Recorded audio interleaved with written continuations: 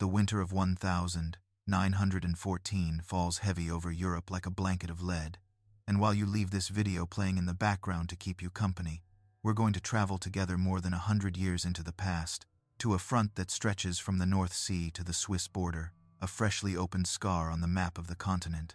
The so-called Great War has been going on for only a few months, but it has already crushed illusions, filled newspapers with casualty lists, and turned that summer's enthusiasm into a bitter mix of fear, exhaustion, and silence. Tonight, we're going to sink into that world of mud, barbed wire, and soaked uniforms, to understand what was happening before that Christmas night when, against all logic, the enemy stopped firing. Before we go on, I'm very curious to know from where in the world and at what time you're joining me tonight. I'd love to read you in the comments. Just a few months earlier, in the summer of 1914, the mood was very different. When the first telegrams announced general mobilization, many European capitals saw parades, marching bands, and young men posing with smiles before leaving for the front, convinced that this would be a short adventure, a sort of test of courage, after which they would return covered in glory. People spoke of being home before the first snow falls, or back by Christmas, as if the war were just a brief parenthesis in a life that would continue, almost unchanged. But as autumn advanced and the front stabilized, that illusion began to shatter, and the soldiers discovered that the reality awaiting them had nothing to do with patriotic posters or fiery speeches. The Western Front had turned into an almost continuous line of trenches, a succession of ditches, shelters, and parapets snaking over hundreds of kilometers. What at first looked like rapid troop movements became a bloody stalemate. Neither side could achieve a decisive breakthrough, and every meter gained cost dozens, sometimes hundreds, of lives. From our point of view, used to clear maps and colored lines, it may look like a simple border drawn on paper. But for those who were there, that line was an entire universe. On one side, your comrades and your flag. On the other, men you barely see, but whom you know are aiming at you from the darkness. If we move in a little closer, if we imagine ourselves standing in some random trench in Flanders in December 1914, the first thing we notice is the smell, dense and penetrating, a mixture of soaked earth, sweat, tobacco, traces of gunpowder, kerosene from the lamps, and meager food heated in a hurry. The ground isn't solid. It's a thick mud that clings to your boots and makes them heavier with every step, that seeps between your toes, creeps up your socks, and eventually robs warmth from your whole body. The trench walls, shored up with sandbags and damp planks, drip slowly, letting small, icy drops fall on helmets and greatcoats, like a silent clock marking the patience of those who wait. Life there is organized into repeating shifts that, however, are never exactly the same. Pre-dawn sentry duty, when the fog clings to your mustache and you fight to keep your eyes open. Hours spent checking weapons, fixing boots, scraping mud from the barrels, and trying without much success to dry clothes beside an improvised stove. Moments when isolated shots ring out, brief bursts reminding you that the enemy is only a few meters away, listening, watching. Sometimes the artillery breaks the monotony with a bombardment, and then the ground shudders, the air fills with dust and splinters, and the men shrink instinctively, as if they wanted to make themselves smaller to dodge the invisible shrapnel. The fatigue isn't only physical, it's mental too. Imagine going weeks without really seeing the horizon, without being able to walk in a straight line for more than a few meters, without seeing a whole tree because most have been mutilated by shell fire. Time becomes strange. The days look so much like each other that it's hard to remember what happened 2 weeks ago and what happened yesterday. And at the same time, any night might be your last, which means every letter received, every photograph arriving from home, becomes a treasure. Many write to their families trying to play down the danger, talking about small, everyday details, the food, the weather, a joke between comrades so as not to worry too much those who are waiting for them. But between the lines you can sense that promises of being home by Christmas are no longer spoken with the same confidence. The image of the enemy, meanwhile, has been built up out of propaganda, rumors, and fear. There is talk of atrocities, of barbarity, of stories that pass from mouth to mouth, often exaggerated or outright false, but very useful for keeping up morale and justifying the suffering. However, in the trench, the reality is that you don't see the enemy clearly. You guess at him, in the flashes of a shot, in the gleam of a periscope, in fleeting silhouettes moving on the far side of no man's land. You know they're cold, like you, that they're also waiting for letters, like you, that they probably also counted on being home before Christmas. But openly admitting that would be a dangerous luxury in the middle of a war. Living conditions have slowly eroded the soldiers' health. The constant mud causes infections in their feet. The damp encourages respiratory illnesses. Rats roam boldly among sacks and packs, drawn by food scraps and, sometimes, by things far more unpleasant. Food arrives when it can, often cold, sometimes in insufficient amounts. Drinking water is rationed, and many smoke more than they'd like, simply to have something to do with their hands while the sky grows dark too early. It's not all absolute despair. There are jokes. There are small routines. Card games and songs hummed quietly to kill time. But all of that floats on a continuous background of tension, like a rope that never quite slackens. Meanwhile, far from the trenches, cities decorate shop windows and prepare, as best they can, for their own Christmas marked by absence. Many of the packages that will reach the front in those days have already been sent. Tins of food, hand-knitted scarves, small bottles of spirits, sweets, photographs, and religious figures traveling in sealed boxes toward a world of mud. The soldiers know a special date is coming because it's mentioned in letters, because the chaplains speak of Christmas in their brief sermons, because rumors say that perhaps the intensity of the fighting will slacken a little on those days. There are no great expectations, but there is an almost universal desire that, even if only for a few hours, the front might become a little less deadly. All this context, the persistent cold, the mud that never dries, the accumulated exhaustion, the shattered illusions, and that distant echo of carols beginning to sound in the towns and cities back home, sets the stage for something no one has planned, but that is about to happen. As the calendar nears December 24, and the nights grow even longer, small gestures will begin to appear in some parts of the front, almost imperceptible at first, that will eventually transform no man's land into an unexpectedly human place, even if only for one night. When we let our imaginary camera linger a while longer over those trenches of December 1914, we discover that, beyond major offensives and maps covered in arrows, war is lived above all in the everyday. In a strange routine in which each day resembles the last, but in which the feeling that everything could blow up at any moment never quite disappears. For most soldiers, the Western Front is not an endless succession of heroism, but a mix of tedium, exhausting physical labor, and brief bursts of terror, like lightning that illuminates a landscape otherwise shrouded in constant dusk. The day starts before it's fully light, in that band of time when the sky is still dark gray and the horizon is only a vague hint. At that hour, the men prepare for what they call stand to, a state of maximum alert in which everyone takes up their positions, rifle ready, in case the enemy decides to use the half-light to launch a surprise attack.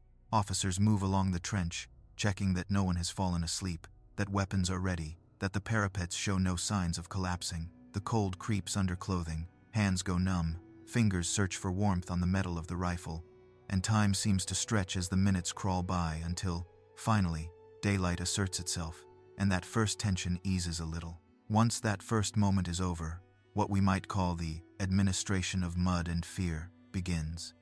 Torn sandbags must be mended, walls shored up where rain has shifted them, small drainage channels dug to keep water from turning the trench into a flooded ditch, underground shelters checked where some men sleep, the wooden duckboards that serve as flooring inspected to make sure they haven't rotted through.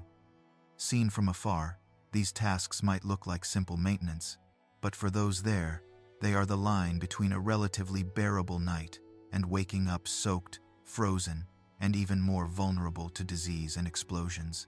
As they work, they speak in low voices, share anecdotes from home, repeat jokes they've heard 1,000 times, trying to keep their bodies moving and their minds from getting trapped too long in their darkest thoughts. Mealtimes mark other pauses in the day, though food doesn't always arrive at the same hour or in the same condition. In many sectors, supplies have to travel long distances from the rear to the forward lines, carried on carts, on mules, or on the backs of soldiers who themselves walk under the constant threat of enemy artillery. What finally lands in the hands of the men at the front is thick stews, hard bread, tinned meat, lukewarm soup if they're lucky, and now and then some small luxury sent from home, a bar of chocolate, biscuits wrapped with care, a piece of cheese folded in newspaper. Eating is not just a physical necessity, but a ritual that helps break the monotony and create, however briefly, a sense of shared normality. Fear, however, has no schedule. Sometimes it arrives in the form of a distant whistle, that sound announcing that an artillery shell is tracing its arc through the sky and, in a few seconds, will explode somewhere near or far, perhaps on your trench or the one next to it. At other times, it comes as a murmur of rumors. Someone says they heard noises in no man's land. Another swears he saw movement in the barbed wire during the night. A third claims a captured prisoner spoke of an imminent attack. No one knows for sure what is true and what isn't, but the uncertainty is enough to keep everyone in a constant state of tension, as if they were always half a second away from having to react. At night, when the sky has gone completely dark and only the stars and a few distant flashes remain, the trench changes. Shadows lengthen, sounds are amplified, and the imagination, fed by fatigue, tends to fill any silence with invisible threats. Patrols crawl out into no man's land, pressed close to the ground, trying to locate weak points in enemy wire or simply listen to conversations on the other side. Back in the trench, those who stand guard try to distinguish, among squeaks, creaks, and the wail of the wind, which noises are natural and which might signal real movement. Imagine being like that for hours, eyes fixed on the darkness, knowing that the glow of your cigarette or a silhouette poorly outlined against the sky could turn you into a perfect target. In the midst of all this, letters become a fragile but essential thread connecting this muddy universe with the world before the war. When the post arrives, the whole trench brightens. Names are called aloud. Hands shoot up hoping to receive an envelope. And those who don't have the luck to hear their own try not to show too much disappointment. The words traveling on that paper are often simple. News of the harvest, comments about the weather, memories of a birthday, neighborhood gossip. For the soldiers, however, every line is a breath of fresh air, proof that life still exists beyond the wire. Many answer as soon as they can, hunched over ammo crates turned into makeshift desks, trying to convey calm, even when their hands tremble a little as they hold the pencil.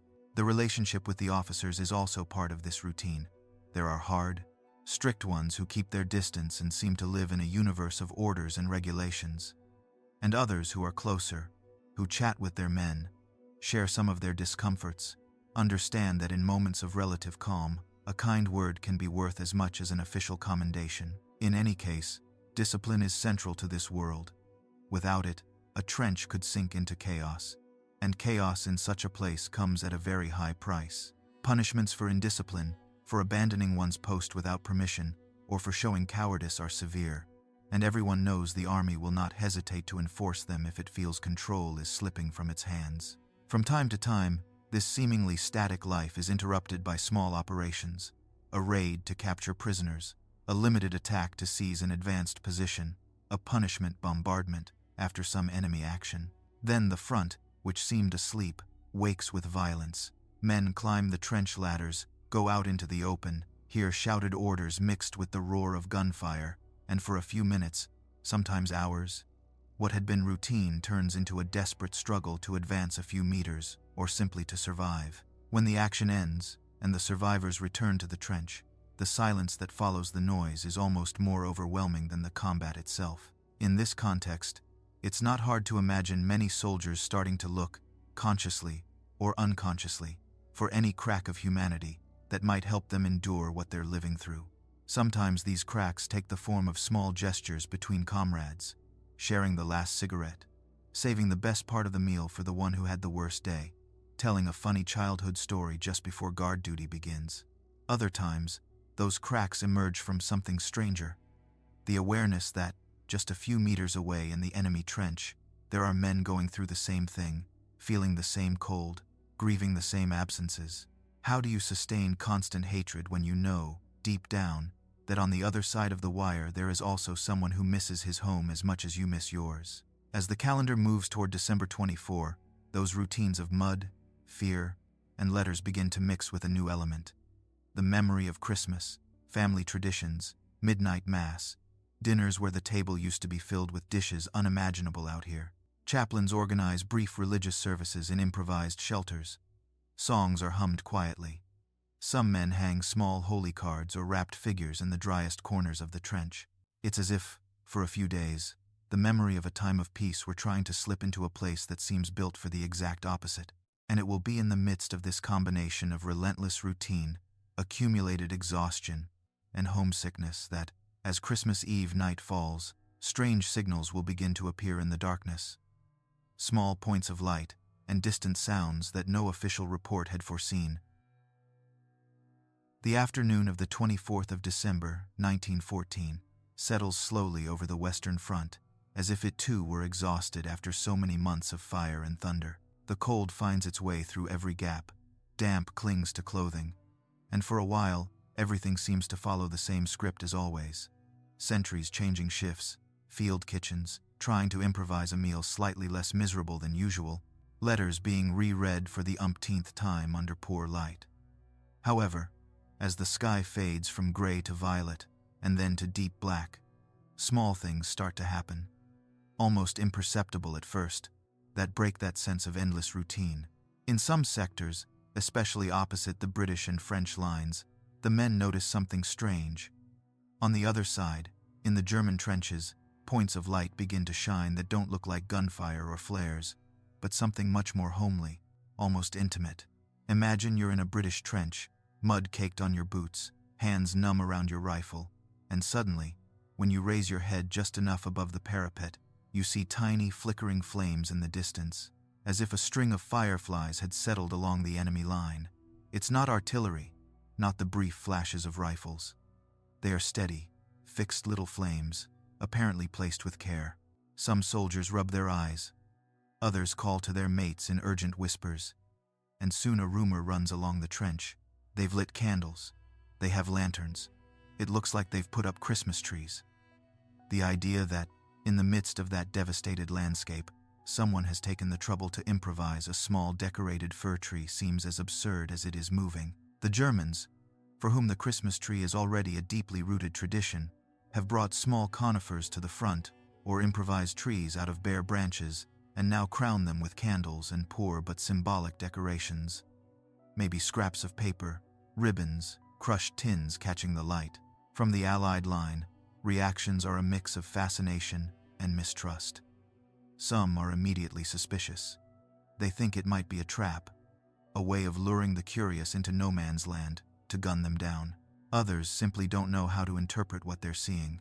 It's as if the enemy had suddenly decided to dress for a party in the least suitable place in the world. Officers order caution. They allow looking, but not exposing oneself, warning everyone not to let their guard down, not to trust. Even so, no matter how many suspicions swirl, there's something in those lights that disarms people, a silent reminder that this night is not just any night, that in homes all over Europe, someone is lighting a similar candle. Maybe you, as you listen to this, can picture the contrast between those fragile flames and the huge, cold sky around them. Shortly after the first lights appear, the air fills with another kind of signal. Sounds that are neither gunshots nor orders, but melodies. From the German trenches, carols begin to drift out, timid at first, sung by just a few voices, then more firmly as others join in. Stille Nacht, Heilige Nacht, O Tannenbaum. Songs that have echoed in churches and homes for years, now turned into a lost choir along the front line. British, Scottish, French soldiers listen in silence, leaning against the damp earth, letting their hands rest a moment from the weight of the rifle. They don't understand all the words, but they recognize the tunes. The notes of Silent Night are the same, even sung in German, and that creates an unexpected bridge between two warring worlds. It's easy to imagine the effect this singing has on those listening. One British soldier would later recall how a strange silence fell over his trench that night. No one knew quite whether to laugh, be moved, or brace for the worst. Some are instantly touched, others feel unsettled, as if those enemy voices were intruding too much into their inner life, stirring memories of childhood, of Christmas Eve services, of families gathered around a tree. You might find yourself wondering what you would do in such a situation. Would you join in the singing, keep your distance, or stare at the ground trying not to feel too much? propaganda from months of war has repeated that on the other side are barbarians, monsters, faceless enemies, and yet those monsters are now singing the same carol you've known since you were a child. As the night wears on, something shifts in the attitude of those who are listening. At first, the German voices are a distant monologue spreading over the wind. Later, from some British trenches, replies start to emerge. They're not yet words, not full conversations, but attempts to take part in this unlikely moment. One soldier starts, "The first Noel." Another joins in with, "While shepherds watch their flocks." And their comrades follow, in ragged chorus. And then, something happens that many accounts remember. The Germans, recognizing the melody, respond, join in, and for a few instants, both sides are singing the same song, each in their own language, separated by dozens of meters of mud and wire, united by a shared tune. In some sectors, the boldest begin to accompany the carols with visible gestures. From the German trenches, improvised signs rise up, white cloths, lanterns swinging in the air, as if to show they mean no harm, that on this night they want something different.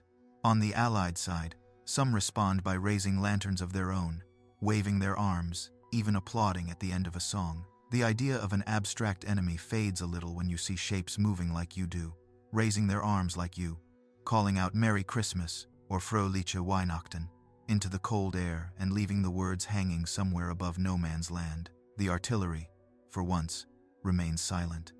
Isolated shots die away, because for many men, firing into this improvised choir feels almost sacrilegious. None of this happens exactly the same way all along the front. It depends on the sector, the officers, the troops' mood, the kind of fighting they've seen in the previous weeks. In some places, the night passes uneventfully, perhaps with a tacit ceasefire, but no lights or songs.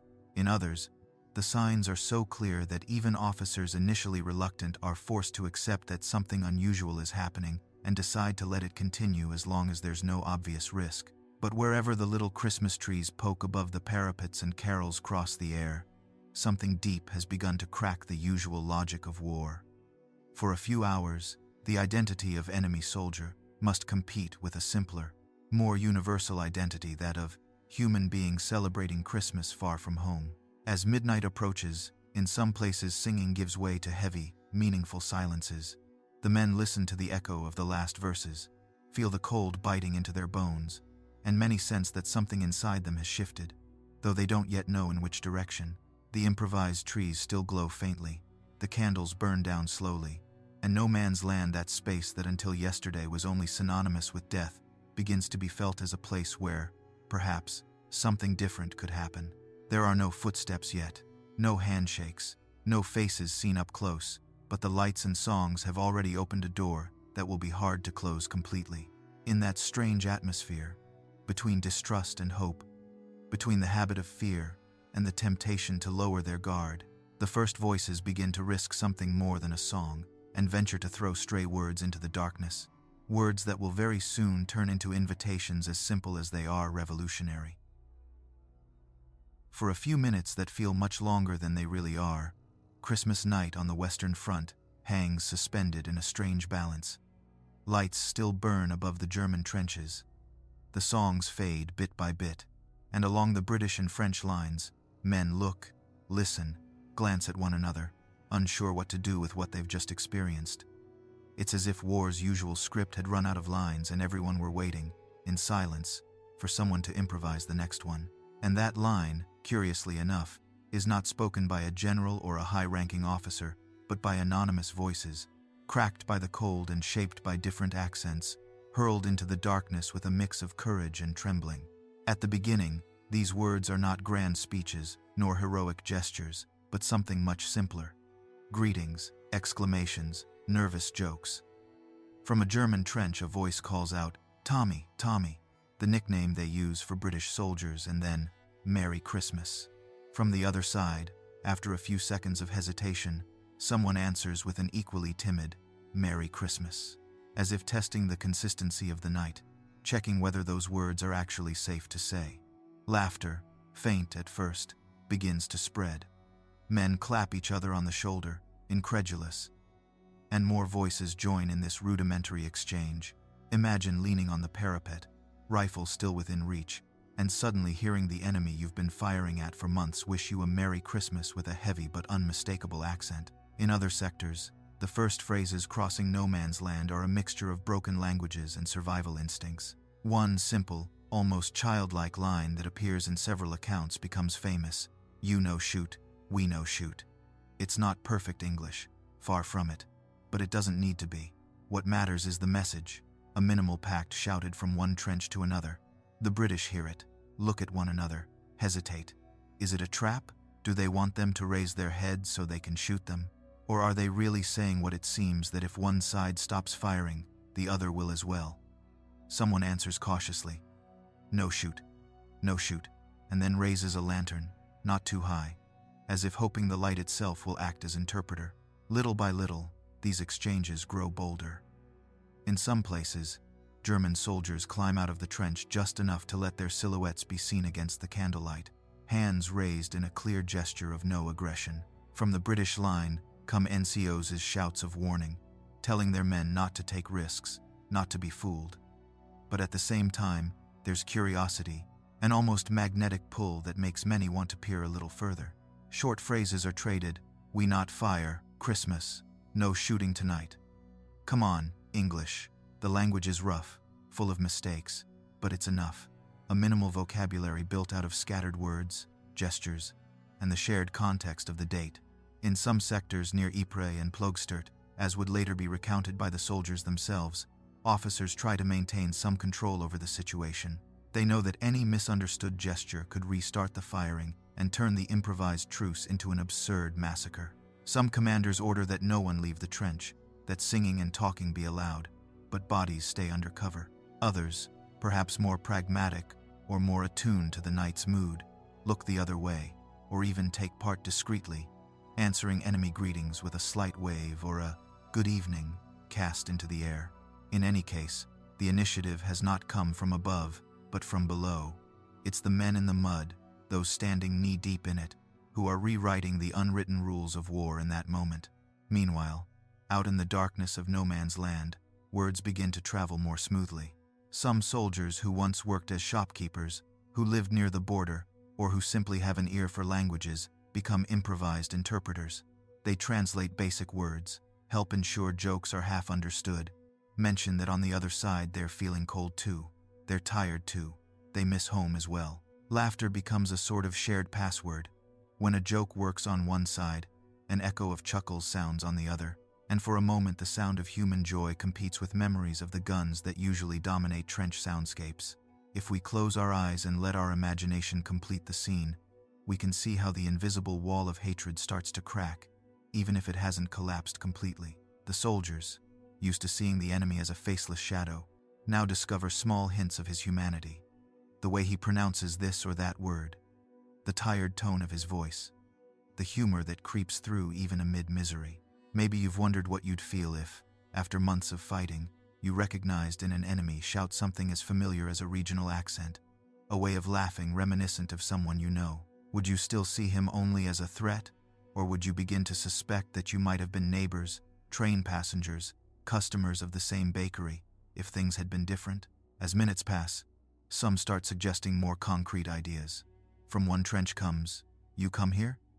From the other, a half-joking, half-serious reply, "You first." The laughter softens the tension, but the idea lingers in the air. Meeting in no man's land, that cursed space that for months has served only as killing ground. The possibility is as disturbing as it is fascinating. Some soldiers feel drawn to it like to a cliff. They know that stepping beyond the parapet carries enormous risk, but they also sense that if no one dares, the night will remain nothing but songs and shouts, and the chance for something more will vanish with dawn. Not everyone welcomes these proposals with the same enthusiasm.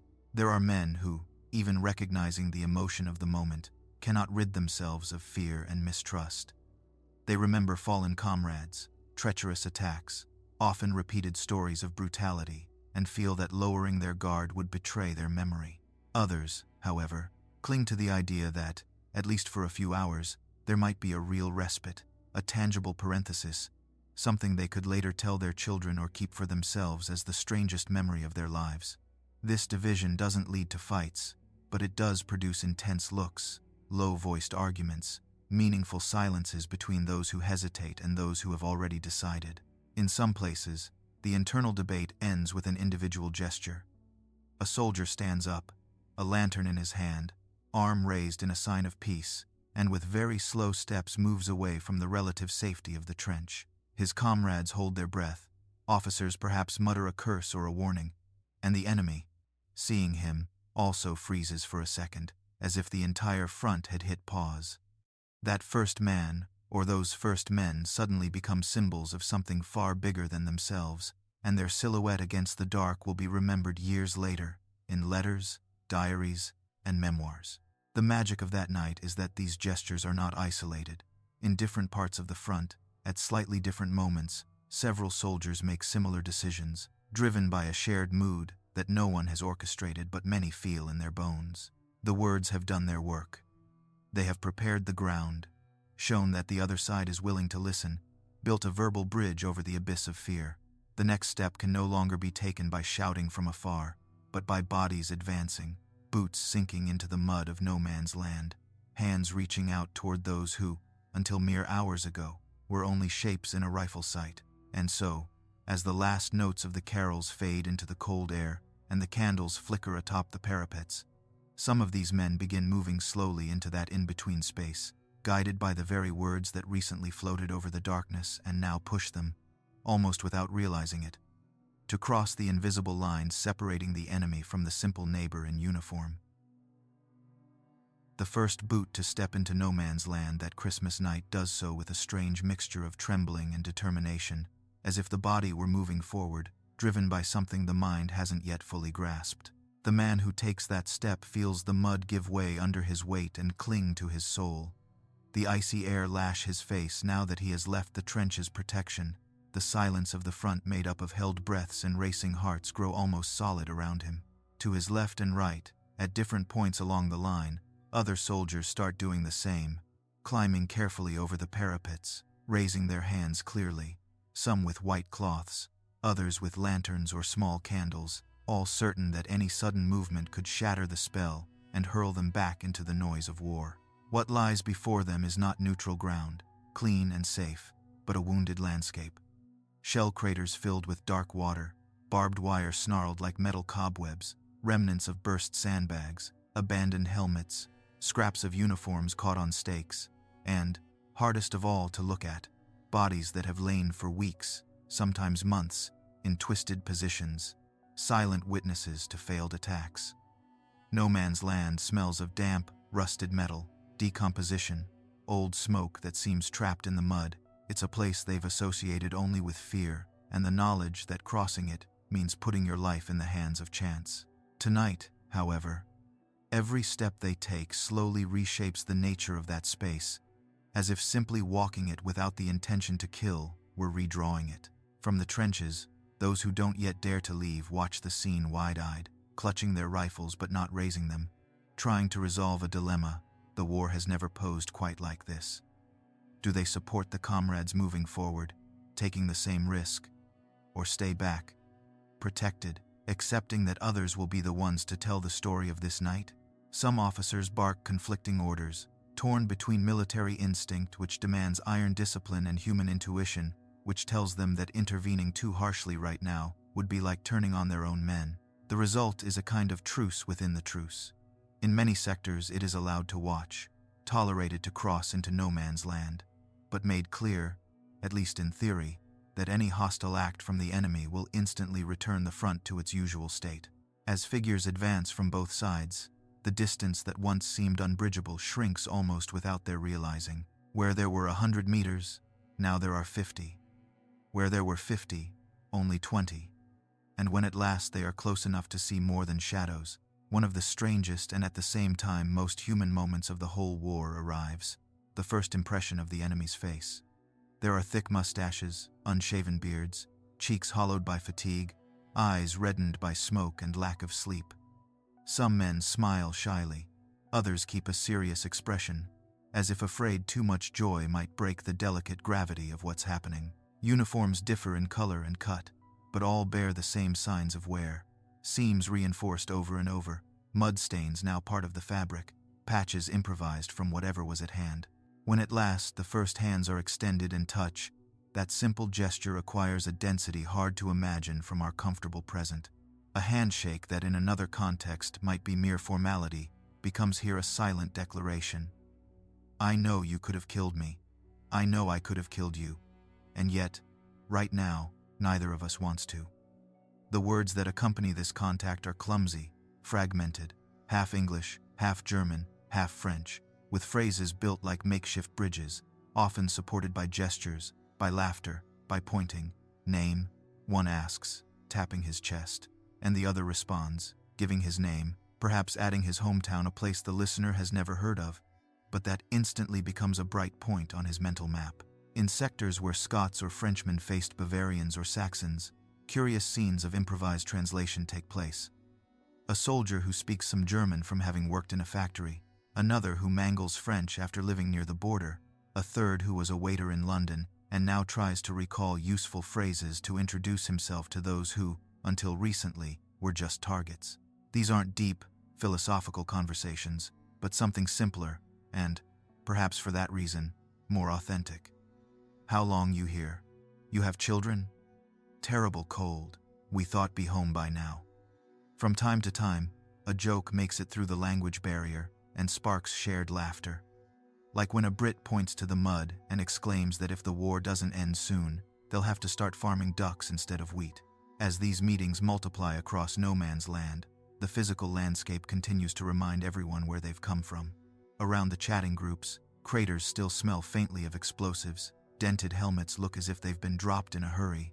Scraps of cloth lie where the wind has pushed them from one side to the other. More than once, conversation pauses when someone points at a nearby body and asks, with a solemn look, whether it's yours or ours, from your side or mine. The answer, if it can be given, comes with a brief silence, a sad nod, a shared sort of respect. In this way, no man's land also becomes a space of recognition for the dead, even if any farewell ritual must wait a few minutes longer. It's important to remember that although we speak today of the Christmas Truce of 1914 as if it were a single episode, it was, in fact, many small truces, different from each other, strung out along the front. In some, the encounter in no man's land stopped at greetings and handshakes. In others, it went on for hours, with mixed groups that looked almost like a surreal party in the most improbable setting. Letters and diaries describe these moments in detail. Soldiers writing home that they've talked with very young lads, just like me, that they were told they don't understand why they're here either, that they've half-jokingly, half-seriously promised not to shoot directly at each other when the show continues. Reading those accounts, you get the feeling that official history, made of dates and battles, falls short of explaining the intensity of what these particular people feel in that exact place. As the first awkwardness fades, the groups grow denser, more animated. It's no longer just a few brave souls risking leaving the trench, seeing nothing terrible happen. More men pluck up the courage to cross the parapet. From afar, the trenches suddenly look less populated, as if part of their inhabitants had moved to an improvised town square, right where hours earlier no one would have wanted to stand for even a second. The contrast with any other day is brutal. Where normally there would be only orders, whistling shells, and explosions, now there are overlapping voices, laughter, crossing accents. Where there would be hunched shadows and bodies trying to stay invisible, today there are upright figures walking back and forth with strange freedom. In this atmosphere, human curiosity starts looking for new ways to express itself. Shaking hands or exchanging names no longer feels like enough. Many feel the need to show something, to explain who they are beyond the uniform. So some pull folded photographs from their pockets, portraits of wives, girlfriends, mothers, small children staring seriously at the camera. These photos pass from hand to hand, crossing no man's land as they have crossed Europe in envelopes. And for a few instants each soldier holds, between muddy fingers, proof that on the other side there is a family as real as his own, with names, birthdays, and customs. Others display small charms, religious medals, pocket watches, letters with worn edges, drawings done by children. It may be that the most surprising thing is that, amid this exchange, there is room for empathy and humor at the same time. A German can joke about the front's bad food and instantly find a kindred spirit in a Brit complaining with the same intensity about his army's rations.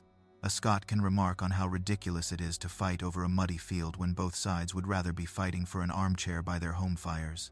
A Frenchman may offer a kind word about the other's language, even if he mangles the pronunciation, and both laugh at the attempt.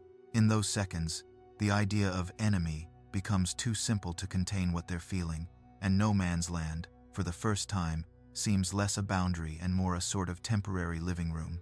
For you and me, watching this scene from the safe distance of time, it's impossible not to wonder what's going through these men's minds as they realize just how easily their lives could have run in parallel without them ever knowing. Some will later put it in letters. They'll say the enemy didn't seem so different, that they were the same age as us, that they didn't want to be there either. Others won't write it down, but will keep it as an unclassifiable memory, something that doesn't quite fit the image of war they were taught but that they cannot deny. In any case, that night leaves them with a certainty.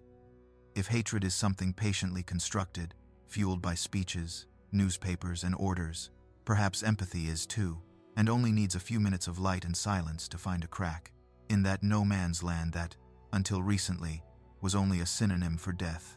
Humanity has begun to show itself in small but undeniable ways. Hands clasped, faces recognized, stories shared with the help of gestures and smiles, and, as often happens when people start feeling less like strangers to one another, the urge soon appears to share something more tangible than words, something that can leave a physical reminder of this night that seemed impossible. As the groups of soldiers settle there in the middle of no man's land, the rough conversation and handshakes start to feel like they need something more, as if words alone weren't enough to give shape to the extraordinary nature of what's happening.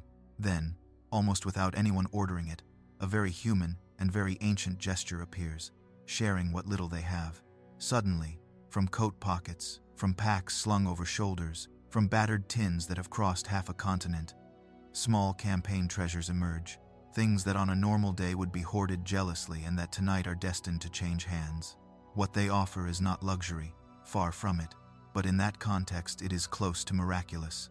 Tobacco, chocolate, biscuits, sweets, small bits of Christmas wrapped in metal and paper. Picture the scene up close. A British soldier takes a small engraved tin box from his pocket, opens it carefully, and inside are cigarettes wrapped with care, perhaps accompanied by a printed Christmas greeting. That box isn't just a container. It's a piece of home scent from a damp, gray island, proof that someone far from the mud has been thinking of those at the front.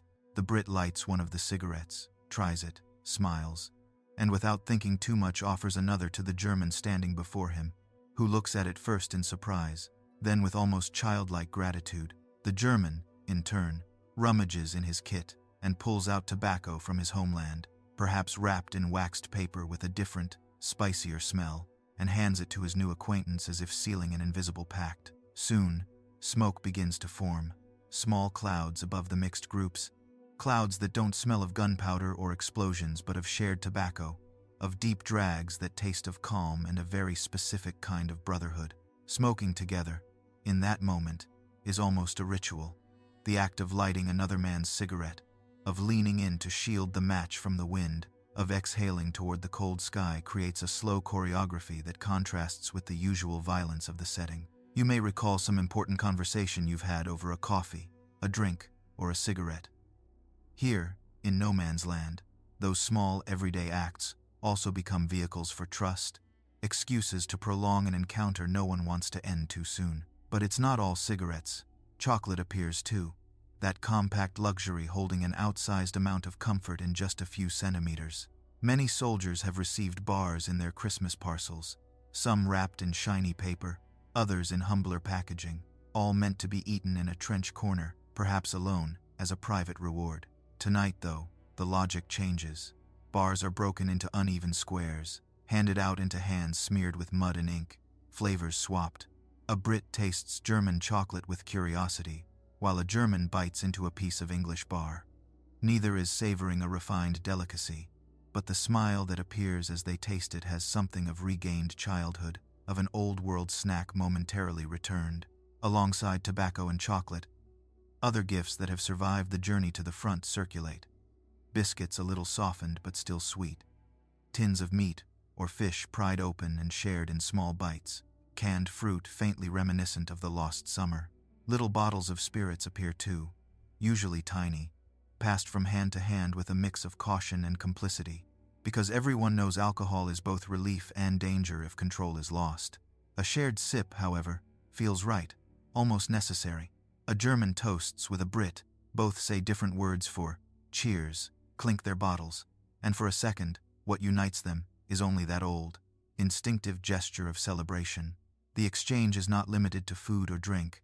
Objects appear that, in theory, have no practical use at the front but tonight take on far greater symbolic value. Uniform buttons are snipped off and offered as keepsakes.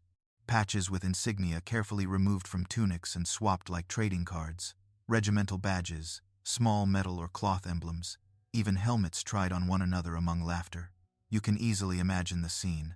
A German donning a British helmet, tipping it at a ridiculous angle, and the group bursting into laughter. A kilted Scot placing an enemy cap on his head for a moment, while a comrade jokingly salutes him with exaggerated formality. In these visual jokes, in those fleeting dress-up games, there's something liberating. For an instant, the uniform stops being just a flag and turns into a sort of absurd costume that can be exchanged. More intimate items pass between hands as well. Religious medals shown with respect, holy cards that have survived in inside pockets, rosaries displayed not to impose faith but to point out a shared way of seeking comfort. Many bring out small relics of home, scarf scraps knitted by a mother, handkerchiefs embroidered by a sister, letters shown but not handed over, letting the other see the handwriting, the signature, perhaps a photograph tucked inside. These black and white, or sepia images, with pale borders and still faces, travel amid muddy fingers that hold them with almost reverent care, as if they feared prolonged contact with war might erase them.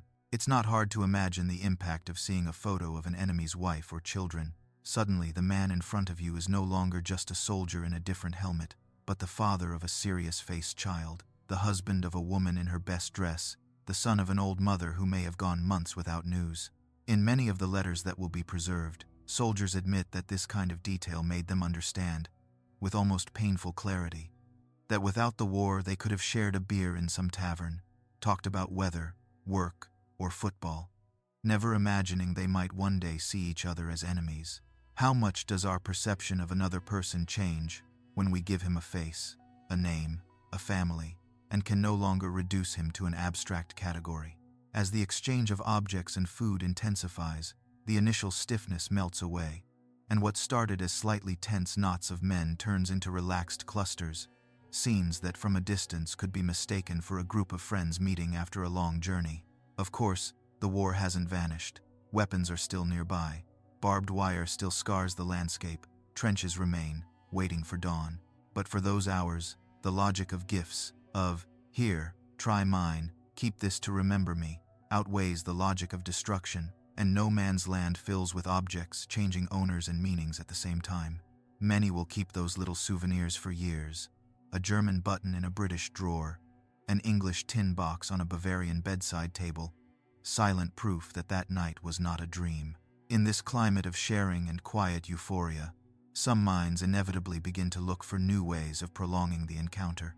Activities that go beyond talking, smoking, or sharing chocolate, and it won't be long before the idea emerges, as simple as it is astonishing, to do something usually reserved for parks, empty lots, or city streets, to organize a game in the middle of a battlefield. When shared cigarettes burn down, chocolate starts to run out, and the little bottles of spirits have given their last drops.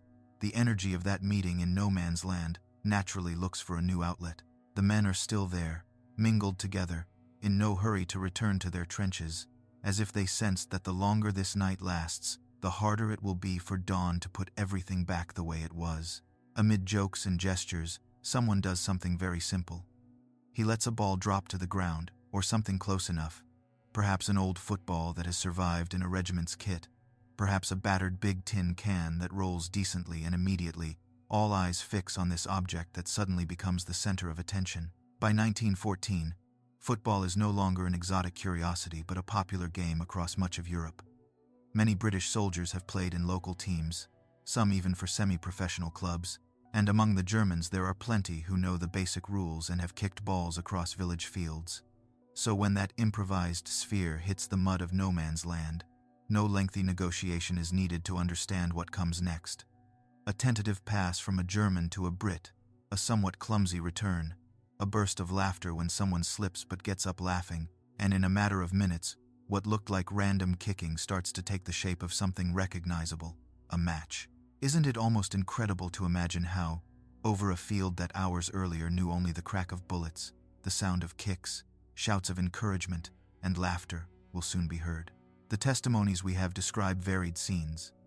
In some places, the match is little more than a disordered crowd of men chasing a ball in every direction, with no clear positions or defined goals, just the pleasure of running, of feeling one's body move without the weight of a rifle, of pushing and being pushed without hatred. In other sectors, though, they try to organize something more structured. Goals are marked out with caps, packs, or piles of stones, touchlines roughly agreed, and, shouted across several languages, decisions are made about who plays for which side. A German with some English spreads his arms and, smiling, announces, "Germany here, English there," while a British NCO, who may have refereed matches back home, volunteers to impose a bit of order. The pitch is a disaster, but no one seems especially troubled. Craters force them to dodge impossible potholes. Puddles swallow the ball for a few seconds. Areas of mud cling to boots so much it's almost impossible to lift their feet. Some try to keep their helmets on out of sheer habit, but soon take them off and leave them aside, with a confidence that would have seemed suicidal a few hours before. Their greatcoats, heavy and stiff, are not exactly sportswear, but no one even thinks of taking them off. It's enough just to be able to run a few meters, feel the cold air on their faces, notice their hearts racing not from fear, but from the physical effort of a familiar game. The rules, like everything that night, are flexible. Sometimes they respect offsides, other times they ignore them in favor of fun. Fouls are called, but usually resolved with laughter and a hand extended to help the fallen man up. Goals, when they come, are celebrated with a mix of pride and disbelief, because what does it really mean to win a match against your enemy in the middle of a war? Some accounts mention improvised scores, 3-2 to them. We drew one, all before it got too dark. But for most, the result is secondary. What matters is the experience of sharing that moment, of having chased the same ball as those who will, the next day, be back on the opposite side of the sights. Here it's worth pausing to separate what we know with some certainty from what may have been embellished over time. Historians point out that there was not one single, grand football match played by the entire front, but rather several small games, some very informal, others slightly more organized, scattered across different sectors.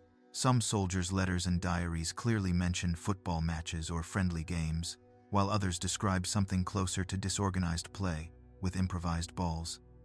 In any case, it seems clear that the image of men from two armies kicking a ball together in no man's land is not pure myth, but a symbolic distillation of an experience lived by many. History may have rounded off the edges a bit, just as we often do with memories, but it has done so on a very real foundation. Imagine, for a moment, that you're one of those soldiers. Mud clings to your socks, your boots splash, your breathing speeds up. The cold of the night mixes with the heat rising from your chest with the effort, and in the background you hear the shouts of your comrades mixed with those from the other side, cheering the play. Someone passes you the ball, you trap it clumsily, feel a German or a Scot close in to try to take it. There's a clash of shoulders, a stumble. Maybe you both go down at once and burst into laughter that, if you think about it, makes no sense at all in that context. You get up, brush off your coat, and see that the hand reaching out to help you belongs to someone wearing a different insignia, a differently shaped helmet, and yet, in that instant, he's just the guy from the other team. The power of that experience doesn't lie only in the game itself, but in what it represents compared to the brutal routine of war. Football has rules, and these rules are accepted voluntarily. There is a defined field, a ball everyone chases, a set of norms that, though flexible, establish a shared framework. War also has its rules, but they're imposed by others, far away, by men who tonight sleep in more comfortable beds and do not feel mud in their boots. In that contrast slips a silent idea. If we're able to accept together the rules of a game, to respect a result, to acknowledge a foul, what does that say about human capacity to organize ourselves in ways other than armed conflict? Perhaps Christmas Eve 1914 was not the start of a pacifist revolution, but it did leave questions hanging in the air that many could not entirely ignore.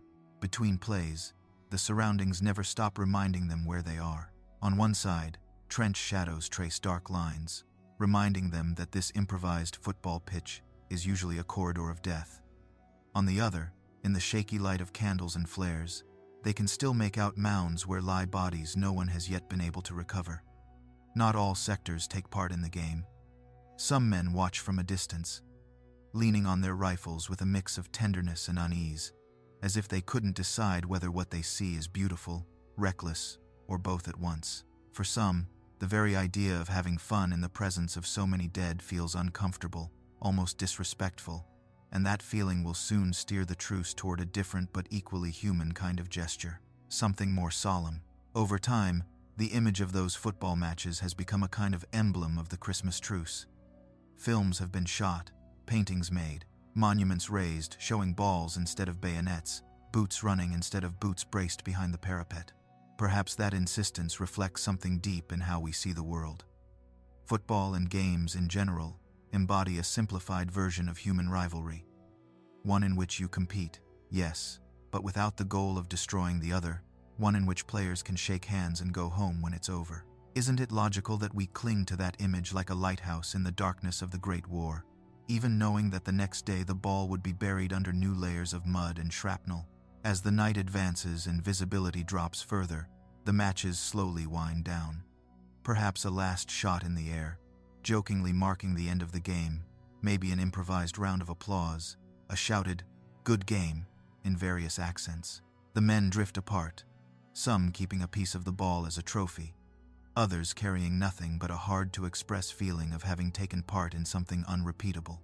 And as they head back to their trenches, sweaty and mud-spattered, hearts still pounding, many feel that something is pending, something the night is calling on them to do before the spell breaks completely. Because beyond the game, the gifts, and the laughter, no man's land still holds those who could not enjoy this fleeting miracle, and for them, the men who've shared ball and tobacco, now feel the time has come to grant, at last, a kind of rest that violence has denied them in previous days. When the echo of the last shouts from the match dies away and the improvised ball is left forgotten in a muddy puddle, something that never really left becomes visible again. Something everyone tried not to look at too closely for a while. The motionless bodies scattered across no man's land. They lie in strange postures, some half buried in shell craters, others snagged on barbed wire. Still others lined up roughly beside small mounds of earth. Christmas night, which just minutes ago seemed almost like an improbable party, suddenly regains its most solemn tone, as if reminding everyone that the cost of war is measured not only in mud and fatigue, but in those who will never smoke another cigarette or kick another ball. From the trenches, the dead have spent weeks as recognizable silhouettes in the distance, dark stains in the landscape no one dared approach, because any attempt to retrieve a body could turn the rescuer into the next casualty. Many soldiers have spent entire days gazing from the relative safety of their parapets at the unmistakable figure of a comrade who didn't make it back, remembering the exact moment they saw him fall and the physical impossibility of going out to retrieve him under enemy fire. That weight, knowing that your fallen lie out there, so close yet unreachable, gathers in the conscience like a stone that can't be moved. The improvised truce opens a crack in that impossibility. For the first time in a long while, the idea of giving the dead a decent burial ceases to be a wish and becomes a real option. It's not entirely clear who makes the suggestion first, whether a cautious officer or a soldier who simply can't bear the sight of a familiar body left in the mud any longer, but the idea begins to circulate quietly among the groups. Use the truce to recover the dead. Some propose it with gestures, pointing at a nearby corpse and then placing a hand over their heart. Others with halting words in a language the enemy only half understands. Dead. Take him, we bury. Together, within minutes, in several parts of the front, a tacit agreement is reached. Movements to collect bodies will be allowed, unarmed, on the condition that no one uses the situation to attack. Once again, these fragile rules are held up not by a high command but by the word of men who have begun to trust, however briefly, that the other side won't break the pact. The scenes that follow have something of a silent procession about them. Men who just hours earlier were looking at each other through scopes and periscopes now move forward in small groups, some carrying makeshift stretchers built from blankets or ripped-off doors, others simply ready to bear the bodies in their arms. The fallen, stiffened by cold, time, and death itself, are lifted with care, almost like family. Faces are cleaned as best they can, arms placed alongside the body, legs straightened when possible.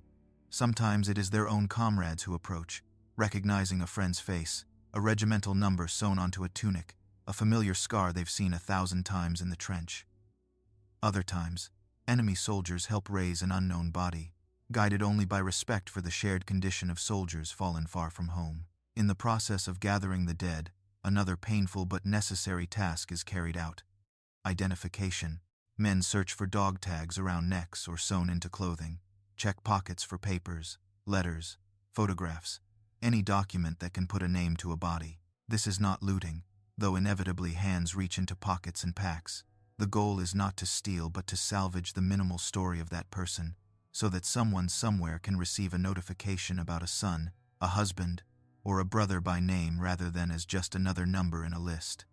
More than once, pulling a crumpled envelope from a coat, someone finds a photograph of a child or a smiling young woman, and that discovery thickens the silence around them even more.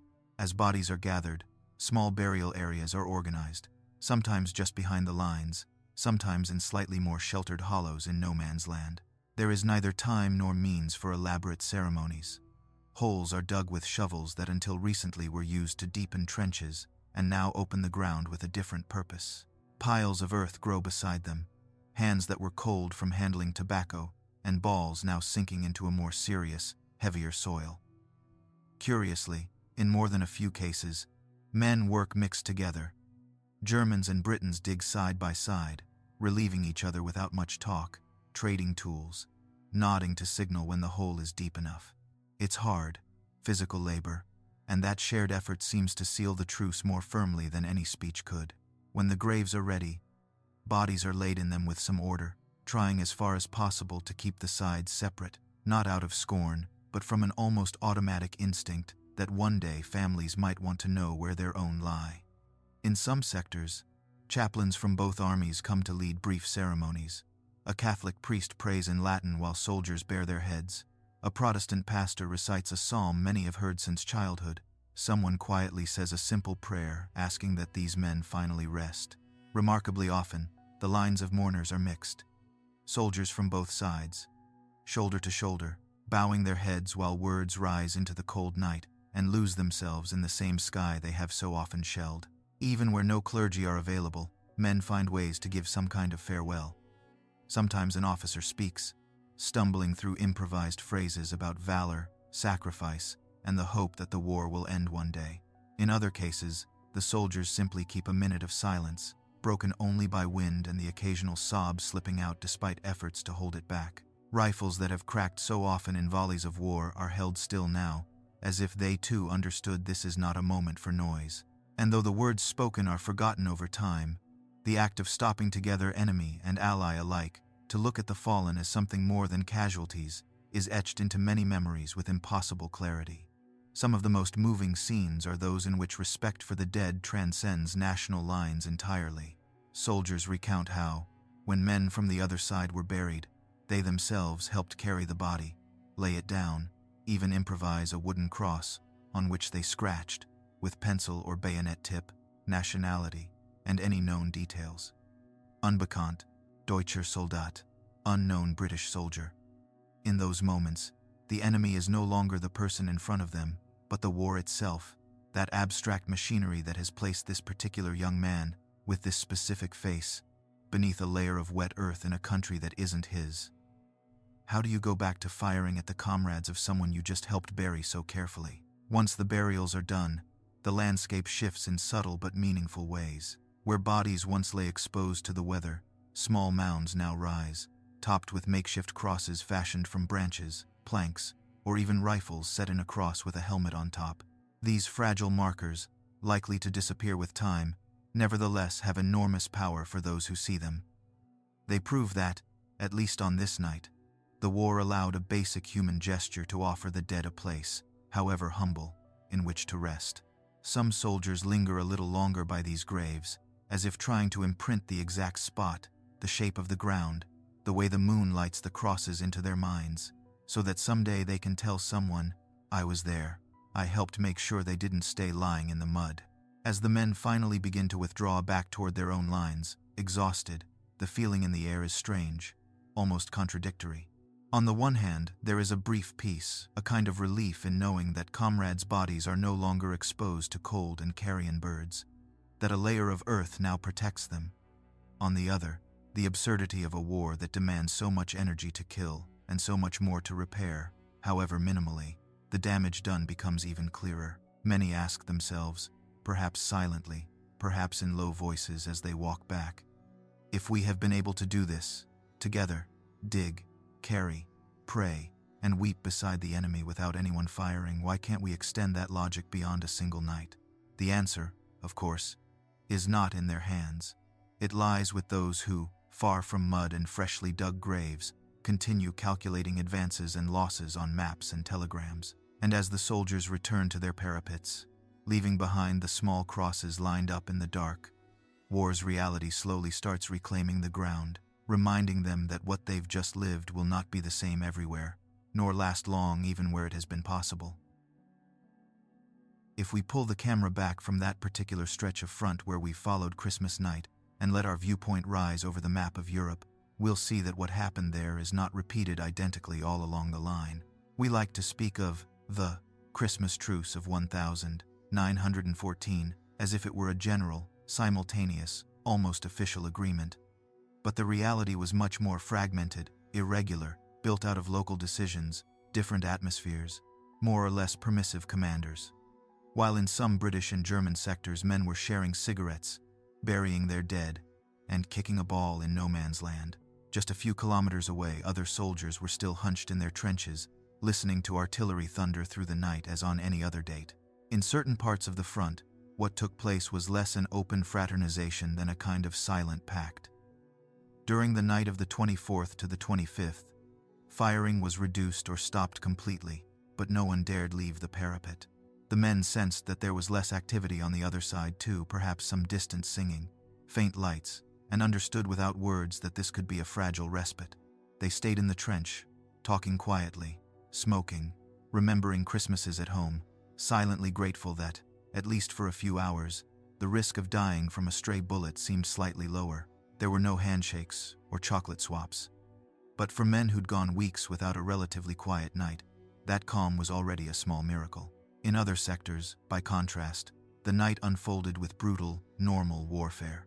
Where the front was particularly active, where offensives were being prepared or there was fear the enemy might seize any lapse, Christmas barely passed as a word on the calendar. There were bombardments, limited attacks, casualties, and those who lived through them would later recall the stories of truces and football matches with a kind of disbelief. For these soldiers, later accounts of brotherhood in no man's land sounded almost like legends from another world. Their letters speak of nights of ceaseless rain, shells landing near their positions, a wounded comrade who didn't survive, and if they mention the date at all, it is to lament how far they felt from any hint of celebration. There were many and complex reasons for these differences. Geography, for instance, played a key role.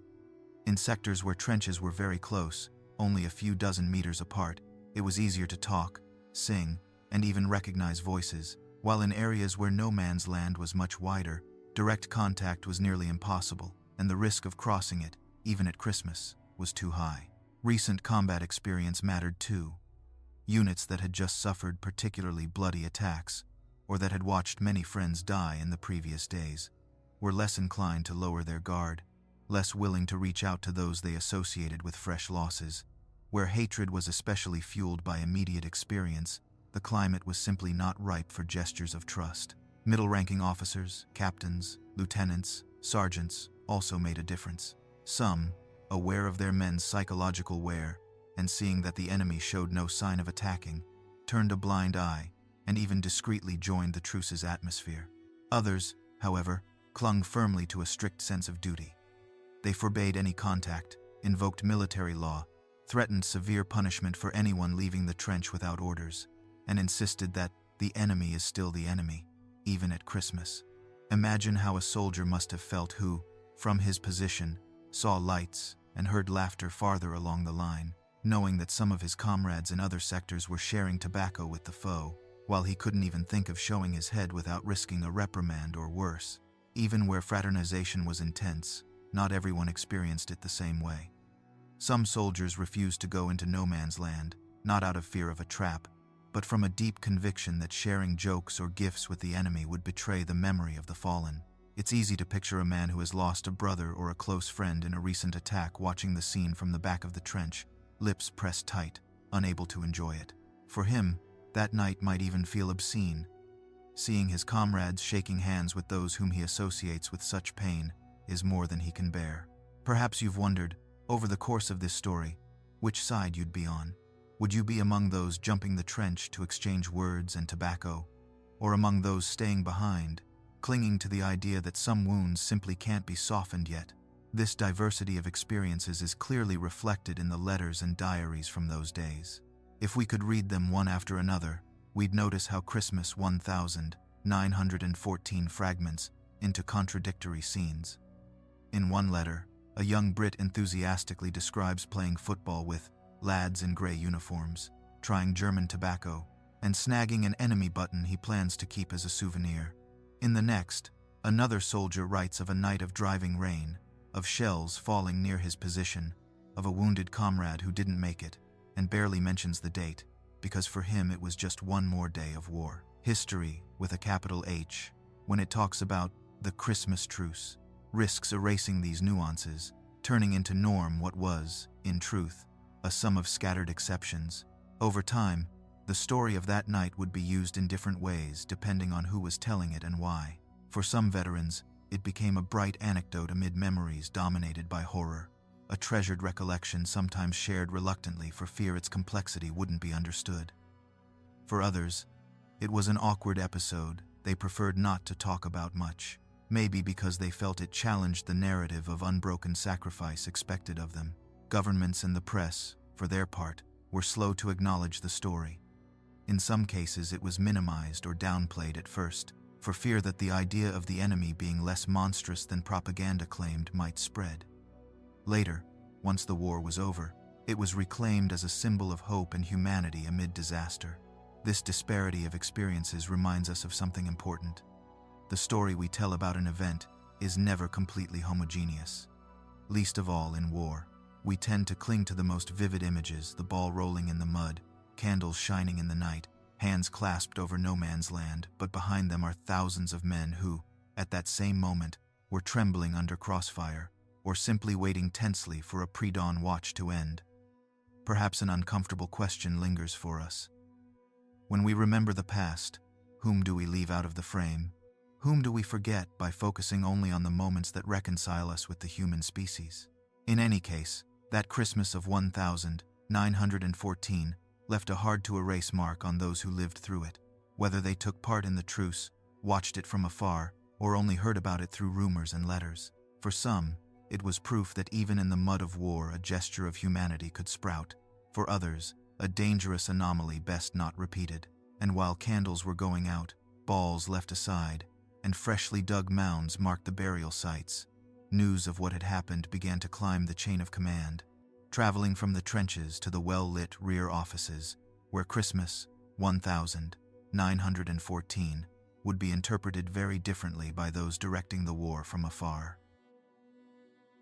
While the men slowly returned to their trenches, the echoes of carols still in their ears, and the taste of shared tobacco on their tongues, the first reports of what had happened were reaching the rear, transformed into reports, telegrams, and comments climbing one rung at a time up the chain of command. What for many soldiers had been an almost unreal night, a parenthesis of humanity in the midst of barbarity, appeared to the high command from the outset as a disturbing phenomenon, something that broke the mental framework within which they were conducting the war.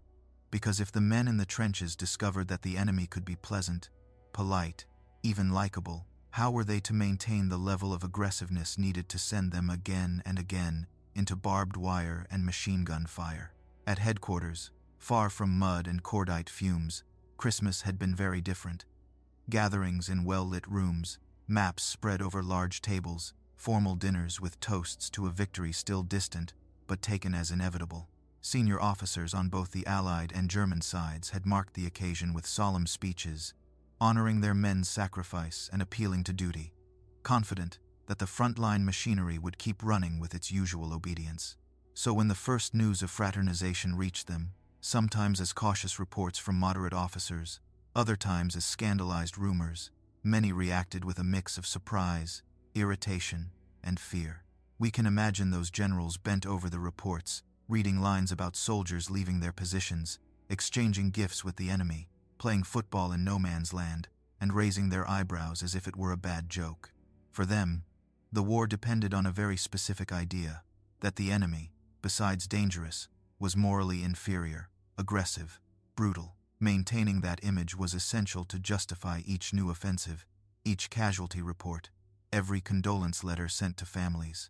The Christmas Truce, with its impromptu photos, clasped hands, and muddy footballs, threatened to blow up that story from the ground up, showing that men on both sides could recognize each other as human beings before seeing each other as military targets. Some commanders tried to play down what had happened, speaking of small, isolated incidents, sentimental excesses peculiar to the season, something that would correct itself once the emotional spell of Christmas wore off. But others, perhaps more clear-sighted or simply more mistrustful, immediately saw a greater risk. If that sense of closeness took root, if soldiers started feeling they had more in common with the man opposite them than with the officers issuing orders from behind, the obedience structure on which the war rested could begin to crack. And in a conflict already shaping up as long and involving millions of men, that prospect was intolerable. The response soon took shape in the one thing they knew how to produce best: orders. Written orders, signed, repeated, passed down with the cold bureaucratic tone of official documents, but full, underneath, of fear. Unit commanders were reminded that any fraternization with the enemy was strictly forbidden, that leaving the trench without permission was a serious act of insubordination, that exchanging gifts, chatting, or singing with the enemy undermined morale and jeopardized everyone's safety. The enemy, the orders stressed, was still the same who had inflicted such heavy losses in recent weeks, and who, once Christmas was past, would not hesitate to exploit any weakness. The language was one of discipline, but between the lines lurked panic at the thought that, for one night, the men had discovered they could choose not to shoot. In some armies, communications took on an almost moralizing tone, as if scolding soldiers for having fallen into a dangerous temptation. They appealed to honor, country, and the memory of the dead, reminding them that these momentary friends from no man's land were ultimately responsible for the deaths of many compatriots, and that showing friendliness toward them was a form of disloyalty. In certain cases, they ordered that those who had taken part in the truce be identified and punished, though in practice this was not always carried out strictly, since many mid-level officers had also let events unfold without opposing them. Still, the message was clear. What happened at Christmas was to be seen as an unfortunate exception, not a precedent to follow. It's interesting to imagine the emotional gulf between these orders drafted in heated offices and the real experience of those who were to receive them. For a general used to shifting entire units on a map, speaking of restoring hostilities might be a simple strategic adjustment. But for the soldier who had seen his enemy's children in a photograph, tasted his tobacco, and dug a grave alongside him, the idea of firing again felt much heavier. Orders, however, did not ask for opinions or suggestions. They trickled down the chain of command like heavy snow on a branch, forcing everyone to bend, whether they agreed or not. Caught in the tension between lived experience and imposed discipline were those mid-level officers who knew the front firsthand. Many had welcomed the truce not just for its humanity but because, for a few hours, it allowed them to rest from the nightmare of calculating casualties and rotating guards under fire. Now they found themselves in an uncomfortable position. They had to pass on orders which, in their hearts, they might find unfair or clumsy, reminding their men that contact with the enemy had to cease immediately, that any repeat of what happened would be punished. Some did this harshly, others with resignation, still others with an almost apologetic look, as if saying, "I didn't decide this, but we have to go on." The press also played a role in responding to the truce. At first, news of what had happened filtered into newspapers in fragments, mixed with other frontline stories. Some outlets chose to highlight them as human interest tales, small sparks of hope amid horror. But many editors were cautious, worried that if the friendly image of the enemy spread too widely, patriotic fervor on the home front might cool. Over time, especially after the war, the truce would be celebrated as a moving symbol. But in those days of late 1914 and early 1915, official emphasis remained firmly on the need to persevere in the war effort, not on celebrating moments when that effort was suspended by the soldiers themselves. The lesson the High Command drew was clear. Something like this must never be allowed to happen again.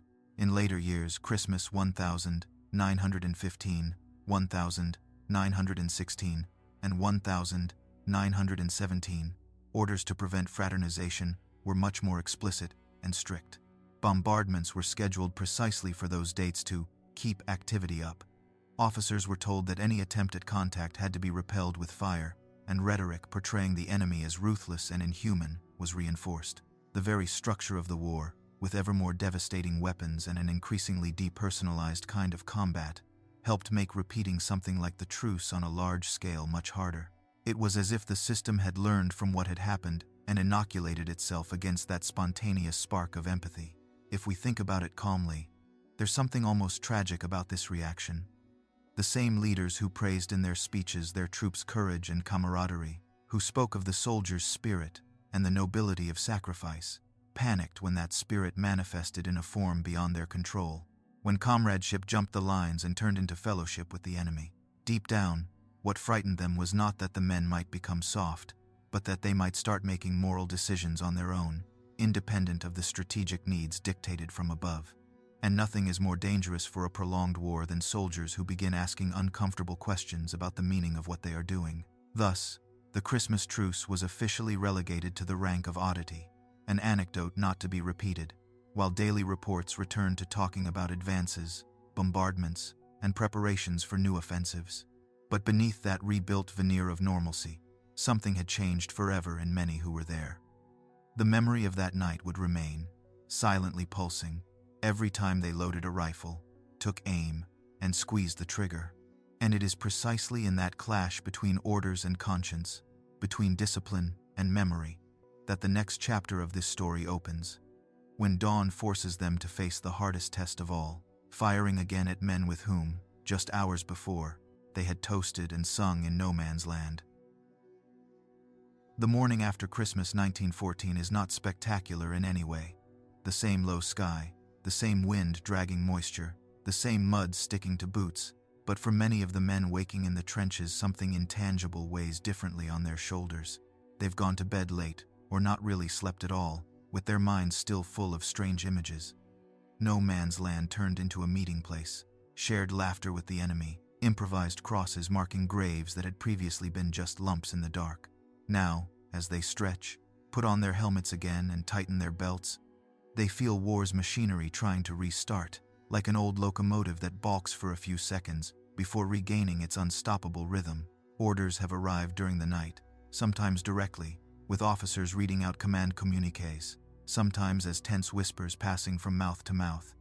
The truce is over, all contact with the enemy must cease at once, strict vigilance must resume, and if the other side doesn't fire, someone will make sure they remember this is still a war. In some sectors, the message is delivered in a dry, almost cold tone. In others, officers communicate it with visible discomfort, knowing they're speaking to men who, just hours before, were shaking hands and showing photos to the very soldiers now again called the enemy. That contradiction hangs in the air like yet another fog, hard to disperse. Routine starts up once more. Stand to. At dawn, everyone in position, rifles ready, eyes locked on the front line. But this time, there's a new nuance. Many of those peering over the parapet no longer see just shadows but faces they've come to recognize. There, at a particular point on the muddy horizon, they know the young German who let them try his tobacco usually stands. A little to the right is perhaps the spot where a tall Scot with a thick mustache played football alongside a Bavarian who wouldn't stop laughing. No Man's Land, which for months has been an abstract chasm, now holds concrete memories, names, accents, gestures, and that gives each glance a weight it didn't have before. For a while, the tension is almost unbearable. No one wants to be the first to shoot, the one to finally snap the fragile thread of humanity woven on Christmas night. In some parts of the front, soldiers merely look, watch, assume combat postures without pulling the trigger, as if trying to delay the inevitable a few minutes longer. Some wonder silently whether it might be possible to stretch the truce out informally, whether simply continuing not to fire would be enough for the other side to do likewise. Others, more skeptical, remember the orders and their officers' tone and know the chain of command's patience has hard limits. In some sectors, the truce's end is almost mechanical. An artillery battery receives instructions from far behind and opens fire, perhaps without the gunners even knowing. The previous night was very different in that stretch. The first explosion tears through the silence with its usual brutality. Columns of earth and smoke rise, and with them goes the illusion that the parenthesis might last. Elsewhere, the initial shot is not from artillery but from a lone rifle, a test shot, a dry reminder that the war is not over. Sometimes it's fired by a nervous soldier, other times by someone determined to make clear he won't keep playing at peace when the rear demands the opposite. That first shot, whoever fires it, acts as a signal. The spell breaks and frontline logic reasserts itself. For many who squeeze the trigger that day, the gesture feels different. Some will describe it later as an almost physical act, without thought, product of discipline and fear of the consequences of disobedience. Others will confess that, at the instant of aiming, an image flashed through their mind, the face of the man they'd drunk with, the photo of his children, the sound of his laugh.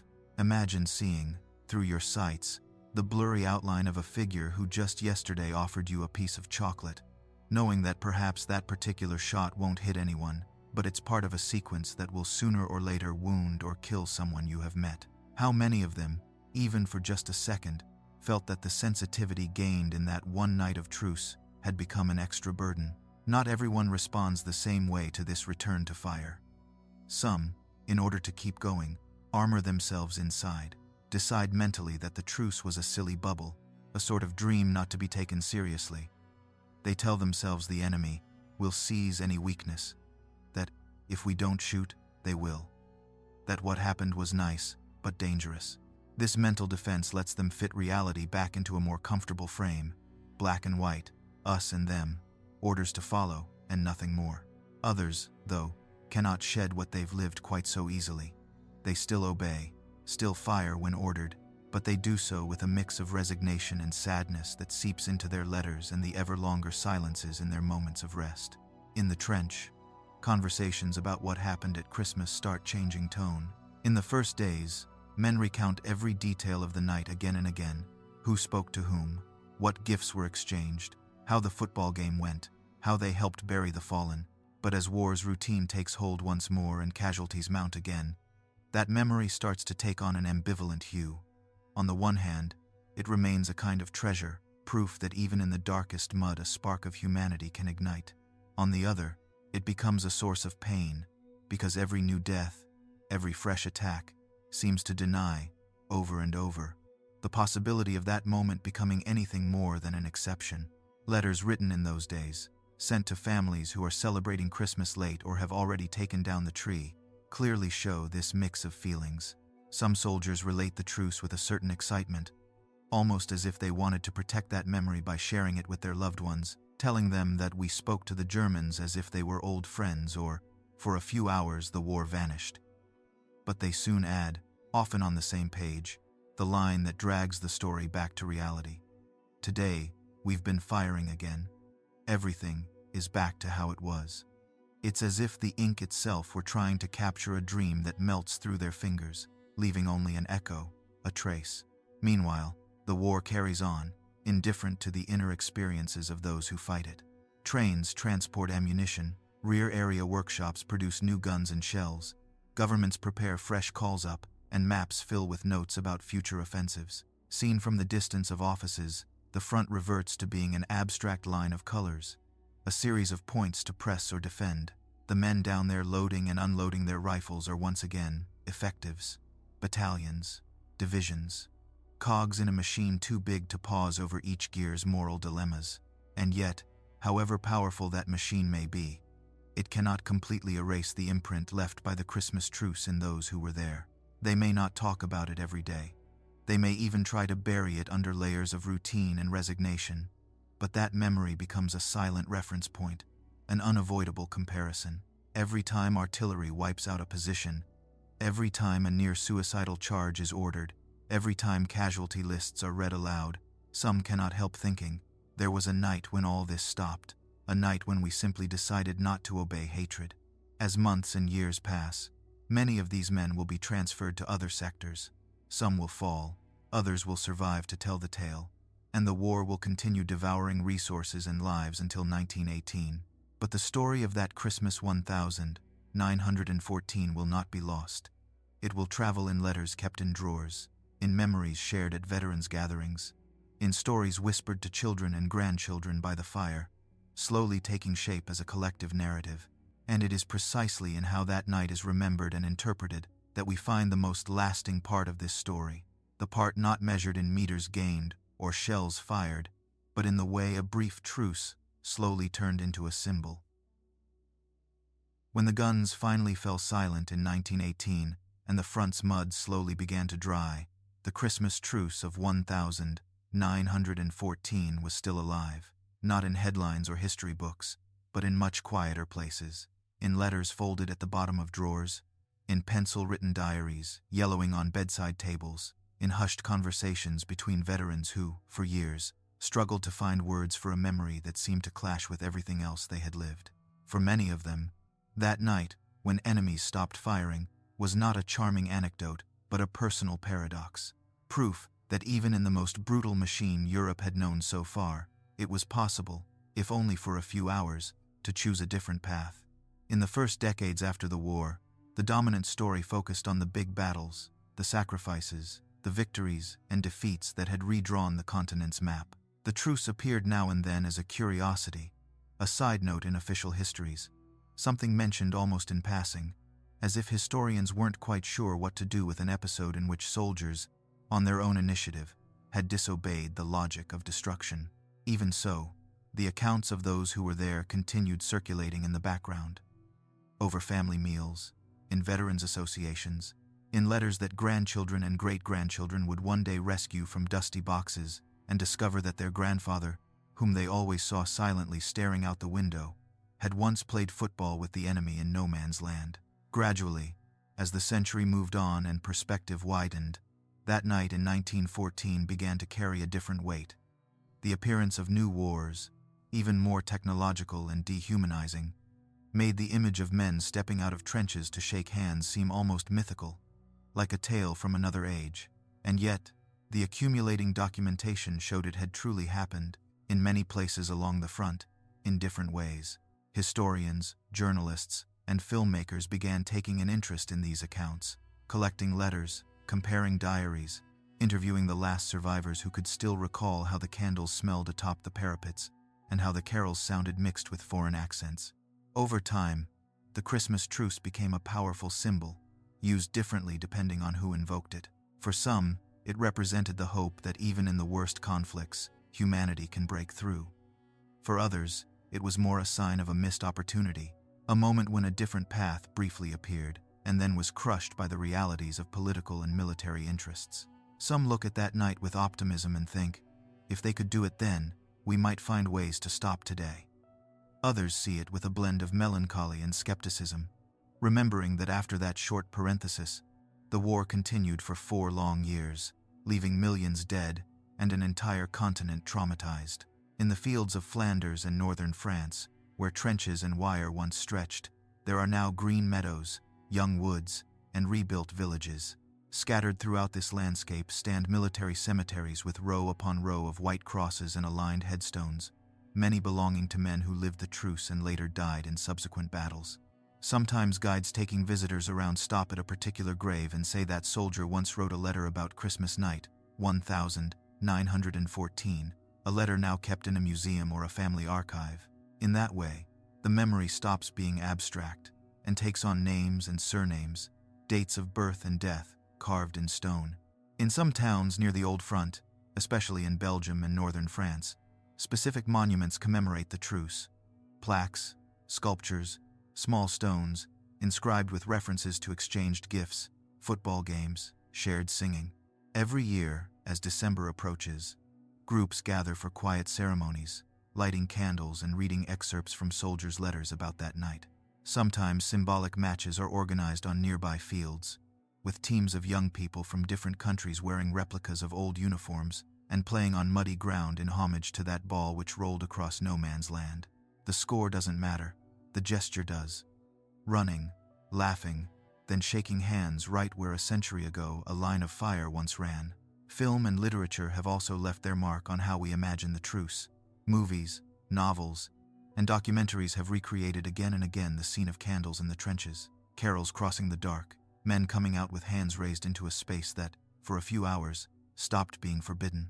Some versions stick closely to historical testimony, others take poetic license, heightening certain moments to condense into a single scene what actually happened in many places at once.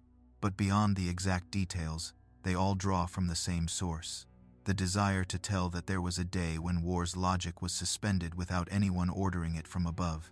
If we travel a bit further, to our present, we'll see the Christmas Truce still recalled every year, especially as the holidays near. Articles, reports, videos, and social media posts retell the story of those soldiers shaking hands in no man's land, often with questions directed straight at us. What would we have done? How do conflicts hold together when people look each other in the eye? What does enemy mean when you share tobacco, cold, and homesickness? In a way, that night has become a mirror we like to raise and look into, to check whether we can still imagine gestures like that in our time. It's true that, over the years, the truce story has sometimes risked becoming too polished, too perfect, like a Christmas tale, in which everyone hugs and the war vanishes with a wave of a wand. That's why historians insist on its limits. Not all sectors took part. Some places saw continued fighting, and the truce didn't alter the war's military course. Keeping those nuances in view doesn't weaken the symbol. It strengthens it, makes it more human and real, precisely because it was an exception, a fragile gesture in a sea of brutality. It is so valuable, something that didn't have to happen, and yet did, thanks to small decisions made by specific men in extreme circumstances. If we think it through slowly, the deepest legacy of that night might not be the image of football, nor even the blurry photos of mixed groups in no man's land, but the idea that even when everything is designed to separate, confront, and dehumanize the other, there is always the possibility that someone will take a different step. Lighting a candle in the dark, singing a song the other side also knows, raising their voice to say, "Don't shoot tonight." These are small gestures, almost insignificant compared with a world war's scale, but capable of opening cracks in the thickest walls. And you and I, far from that winter of 1914, can let this story settle in the back of our minds and keep that final image: a line of frost-covered trenches, a dark sky, and over the mud of no man's land, small trembling lights, while exhausted men choose, for a few hours, not to be enemies. The war may have gone on afterwards, the world may not have changed course in that instant, but the memory of that night reminds us that even in the bleakest settings, there is always someone willing to attempt, if only for a moment, a different way of standing before the other. And perhaps, when you next hear a carol on a cold night, or see a ball rolling across a muddy field, this story will come back to you and silently invite you to imagine how many small truces are still possible today. We've traveled together from the frozen trench mud to the soft echo of a night when, for an instant, humanity outweighed war. If any image, any detail, or any voice from this story has stayed with you, you can let it rest in your mind, or share it in the comments, like someone lighting a small candle in the dark. Thank you for joining me on this quiet journey through Christmas 1914. I hope this story wraps around you gently, wherever you are. Good night.